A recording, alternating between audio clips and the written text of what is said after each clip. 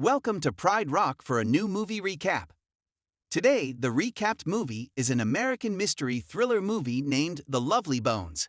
Watch the video till the end and don't forget to subscribe for more movies recaps every day. The story's main character is 14 years old innocent girl who is killed by a killer after seduction. That girl's name is Susie Salmon. Her murder occurs on 6 December 1973. Susie tells of his 14 years of life until she remained alive. Susie has a small family and they are leading their life happily. Her family members include her parents, siblings, and grandmother. Susie's father is an accountant by profession, leading a life like a layman. Susie wanted to be a wildlife photographer, but she used to take more photos of her and other people than animals. Doing it, she used to feel pleasure. But one day Susie's mother is surprised seeing the 24 finished camera rolls brought by them for Susie. Susie wanted to develop the photos of those camera rolls, but her mother refuses her. Her father suggests on it, "We will develop one camera roll every month." Then one day, something is caught in the throat of Susie's brother named Buckley when her parents are outside.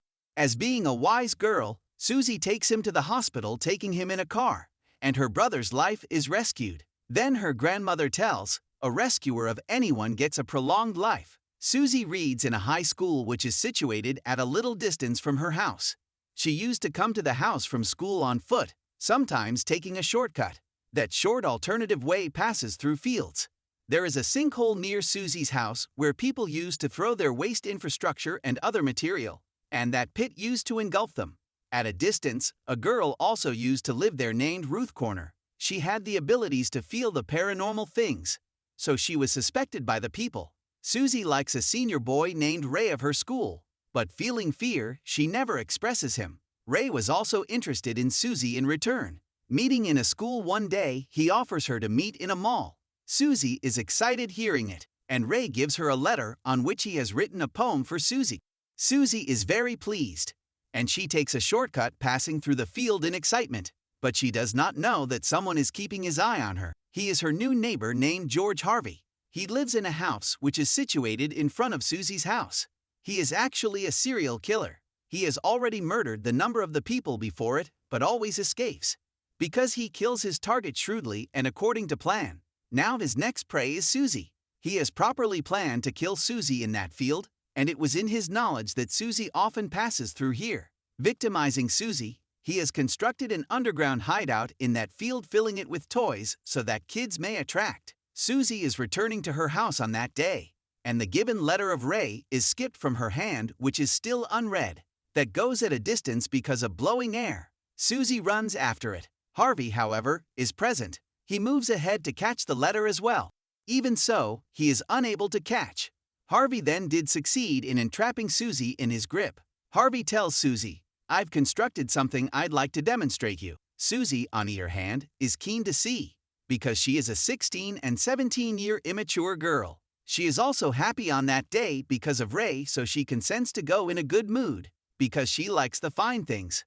Then Susie moves to an underground hideout with Harvey. There he does the same, which is his mission, as he kills Susie mercilessly after seducing her, and then he cuts her up. This movie is based on supernaturalism, showing many peaks and valleys. Then we notice that Susie has rescued her life from the underground hideout, escaping from there. Here we think that perhaps Susie has survived. But a strange thing occurs as she notices her father on the road, who is asking about her to others, showing her photo. Susie calls him, but he does not hear, and Susie steps into the world of imagination. It happens as such because Susie is dead, and it is in fact her soul.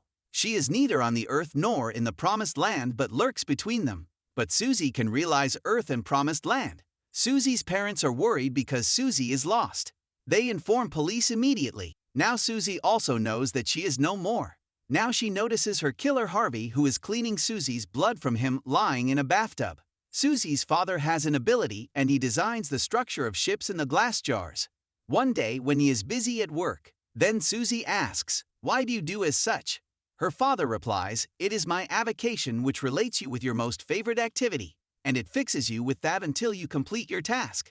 And it is connected with Susie because she goes, leaving behind her beautiful relationship and good life. Susie's soul remains uncomfortable even after death, so she is left behind in the world between Earth and Promised Land for the accomplishment of her task.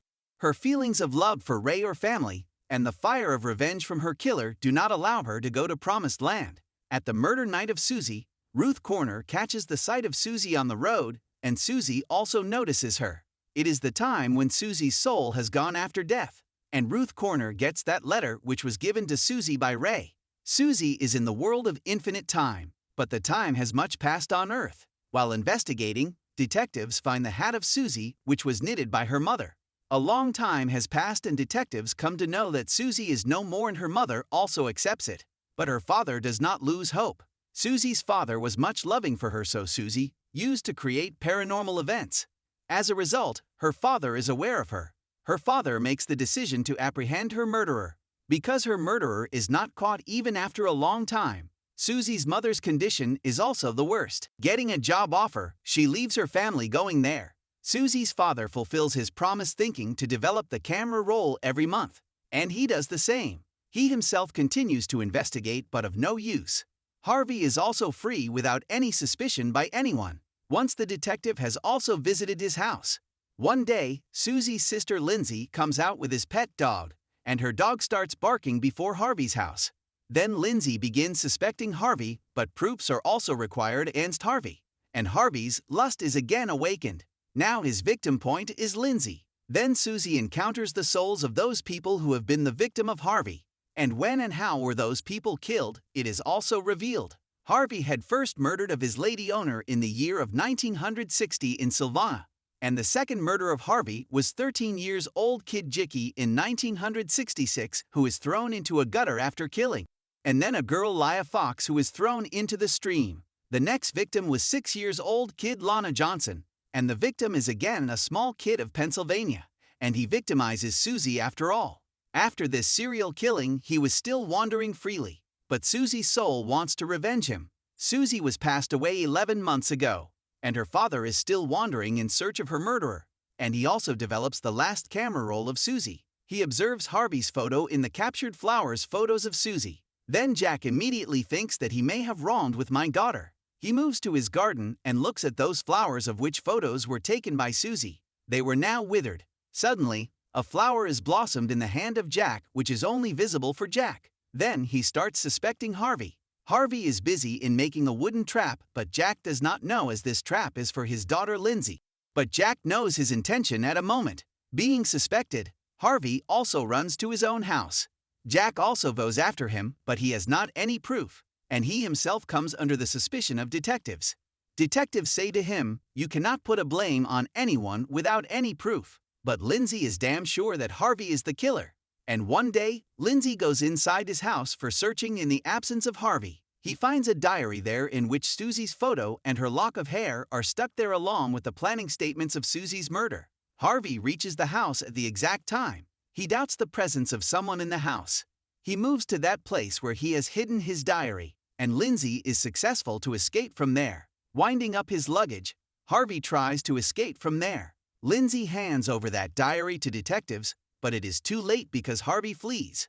Before leaving, he throws the iron box wherein Susie's dead body had been kept into the sinkhole. He runs from there after throwing it. After a long time, a situation occurs in which he is about to victimize someone. He is standing at the summit of the mountain. A small piece of snow falls on him suddenly and he tumbles. His all bones are fractured after falling down and also dead at the spot. And Susie's revenge is over now because Ruth Corner could feel the paranormal things. And Ray is also there. Calling Susie's soul into her body, Ruth meets Ray for the last time. Susie's parents become relieved as time passes. And Susie moves to Promised Land because she takes revenge completing her task. And the movie also ends here.